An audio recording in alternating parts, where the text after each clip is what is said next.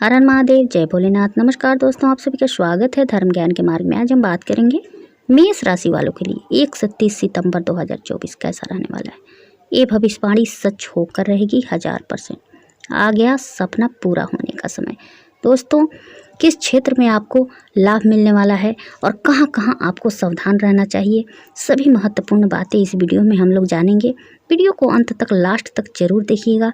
Last में जानेंगे एक अचूक उपाय जिसे करके आप हर परेशानी से बचे रहेंगे और आप अपने भविष्य में आगे बढ़ते रहेंगे।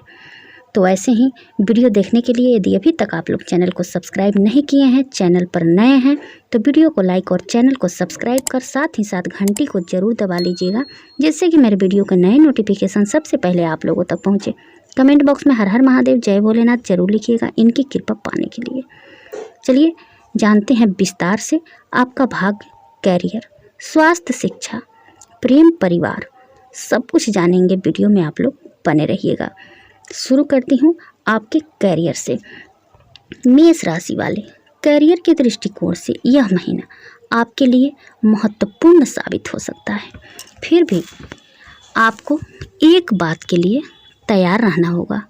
10वें भाव के स्वामी शनि महाराज वक्री अवस्था में एकादश भाव में विराजमान है और उन पर सूर्य देव की 5वें भाव से पूर्ण दृष्टि रहेगी। इसके परिणाम स्वरूप आपको अपने कार्य क्षेत्र में कठिन चुनौतियों का सामना करना पड़ सकता है और कठिन मेहनत भी करनी पड़ सकती है। यह समय बहुत ज़्यादा मेहनत का होगा, इसलिए आपको डट कर मेहनत करनी है, तभी आप समस्याओं से बाहर निकल पाएंगे। हालांकि 16 सितंबर से सूर्य महाराज कन्या राशि में आपके 6ठे भाव में चले जाएंगे और तब आपकी नौकरी के लिए और भी अच्छे योग बनने शुरू हो जाएंगे। फिर भी महीने के पूर्वार्ध में सूर्य महाराज शनि से और उत्तरार्ध में राहु के प्रभाव से कुछ हद तक पीड़ित भी आप हो सकते हैं, इसलिए कार्य क्षेत्र में सावधानी रखना अपेक्षित होगा। किसी के भी कहे सुनने में ना आए और अपनी तरफ से किसी के भी बारे में ज़्यादा बोलने से बचें। कार्य क्षेत्र में सहकर्मियों का व्यवहार आपके लिए मिला जुला रहेगा। कुछ आपकी मदद करेंगे तो कुछ आपकी जड़ें जो है खोदने का काम करेंगे, इसलिए थोड़ी सावधानी यहाँ पर भी आपको रखना होगा। इन समस्याओं से आप बच सकते हैं यहाँ पर सावधान रहेंगे तो। यदि आप कोई व्यापार करते हैं तो महीने का पूर्वार्ध कुछ कमज़ोर रह सकता है। 7वें भाव के स्वामी शुक्र महाराज 6ठे भाव में अपनी नीच राशि कन्या में विराजमान रहेंगे। उनके ऊपर मंगल और बृहस्पति की दृष्टि होगी तथा वह केतु के साथ विराजमान होकर पीड़ित अवस्था में होंगे, इसलिए व्यापार में उतार चढ़ाव की स्थिति थोड़ा सा बनी रहेगी। आपकी योजनाओं को फलीभूत होने में समय लगेगा और उनमें कुछ रुकावटें आ सकती हैं। आपके कुछ विरोधी भी सर उठा सकते हैं, इसलिए आपको सावधानी रखना चाहिए। इस दौरान व्यावसायिक निवेश करने की सोच रहे हैं तो यह जो है विकसित होगी, जिसको ध्यान देकर आगे बढ़ना चाहिए। महीने के उत्तरार्ध में 18 सितंबर से शुक्र तुला राशि में आपके 7वें भाव में आएंगे और पूरे महीने यहीं बने रहेंगे। इससे व्यापार में उन्नति होगी और कुछ नई योजनाएं शुरू होगी। पुरानी योजनाओं पर जो विराम लगा हुआ था वह भी अब दूर होगा और वह भी फिर से चालू हो जाएंगे। इससे आपके व्यवसाय में गति आएगी और आप उन्नति भी करेंगे। यदि आपकी आर्थिक स्थिति को देखा जाए तो यह महीना आर्थिक रूप से आपको खुशियाँ तो देगा, क्योंकि वक्री शनि महाराज अपनी ही राशि कुंभ में एकादश भाव में पूरे महीने विराजमान रहेंगे, जो आपको धन प्राप्ति के लिए दौड़ाते रहेंगे। लेकिन इससे आपकी आमदनी में भी निरंतरता बनी रहेगी। आपकी दैनिक आमदनी भी अच्छी रहेगी और आमदनी में कोई कमी नहीं आएगी, यानी कि आमदनी आपका होते रहेगा। दैनिक आमदनी यानी कि डेली की आमदनी आपकी बनी रहेगी। 5वें भाव में बैठे सूर्य महाराज भी अपनी राशि में रहेंगे और आपको अधिक लाभ प्रदान करेंगे। सरकारी क्षेत्र से भी आपको लाभ प्राप्त हो सकता है। यह समय आपकी आर्थिक उन्नति को बढ़ाने वाला होगा, लेकिन द्वादश भाव में पूरे महीने राहु की उपस्थिति होना आपके खर्चों का भी योग लगातार बनाएगा। ऊपर से शुक्र भी महीने के पूर्वार्ध में 6ठे भाव में ही होंगे, जिससे खर्च भी लगातार बने रहेंगे। महीने के उत्तरार्ध में 16 सितंबर को सूर्य और 23 सितंबर को बुध के बीच 6ठे भाव में आकर द्वादश भाव को देखने से आपके खर्चों में तेजी और आने की संभावना बनेगी। इसलिए आपकी आमदनी तो भले ही बेहतर हो, लेकिन खर्च बहुत तेज गति से बढ़ेंगे, जिन पर नियंत्रण रखना आपके लिए बहुत आवश्यक होगा। अन्यथा आर्थिक चुनौतियां आपको परेशान कर सकती है। यह महीना स्वास्थ्य के दृष्टिकोण से थोड़ा कमजोर रहने की संभावना दिखाई दे रही है। आपके राशि स्वामी मंगल तो तीसरे भाव में रहकर आपको भरपूर साहस और पराक्रम प्रदान करेंगे और आपकी स्वास्थ्य समस्याओं में कमी प्रदान करेंगे।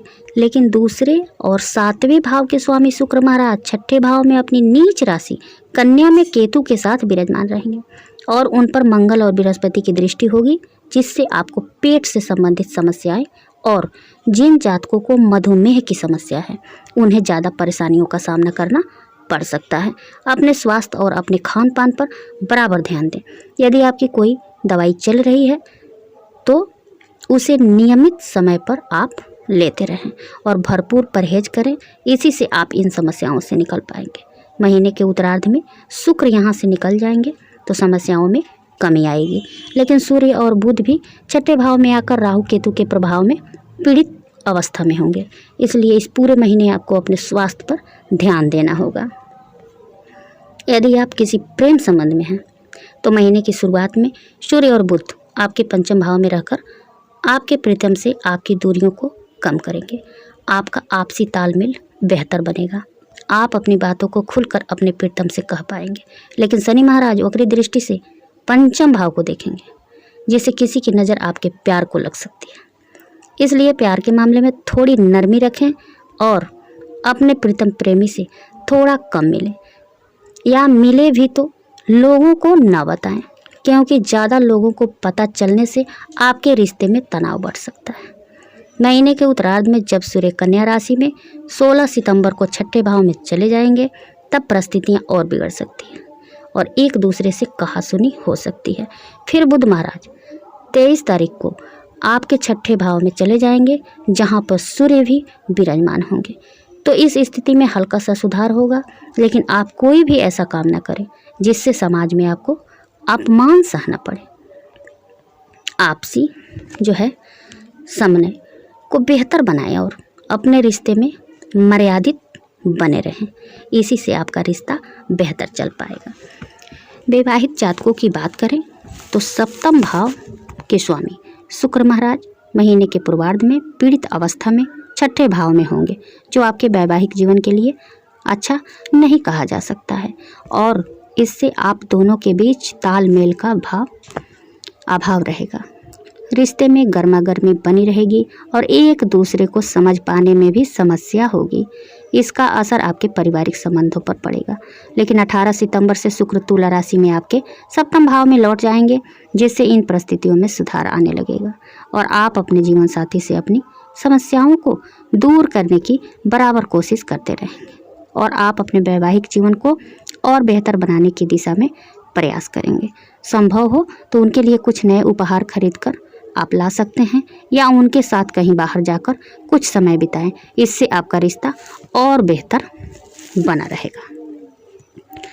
यह महीना पारिवारिक तौर पर सामान्य रहने की संभावना दिखाई दे रही है। दूसरे भाव के स्वामी शुक्र महाराज महीने की शुरुआत में छठे भाव में पीड़ित अवस्था में रहेंगे, जिससे पारिवारिक जीवन में कुछ समस्याएं आ सकती हैं। कुछ संपत्ति या कुटुंबीय विवाद आपको परेशानी दे सकते हैं, लेकिन देवगुरु बृहस्पति दूसरे भाव में रहकर इन समस्याओं से बाहर निकालने का रास्ता भी दिखाते रहेंगे। महीने की शुरुआत में पारिवारिक जीवन में थोड़ा तनाव ही रहेगा, लेकिन उत्तरार्ध में चुनौतियां कम होंगी और स्थितियों में सुधार आने लगेगा। महीने के पूर्वार्ध में आपकी माता जी की सेहत भी बिगड़ सकती है, इसलिए उनकी सेहत का बराबर ध्यान रखें। हालांकि महीने के उत्तरार्ध में उनकी सेहत में सुधार होगा और घर का माहौल भी हल्का हो जाएगा।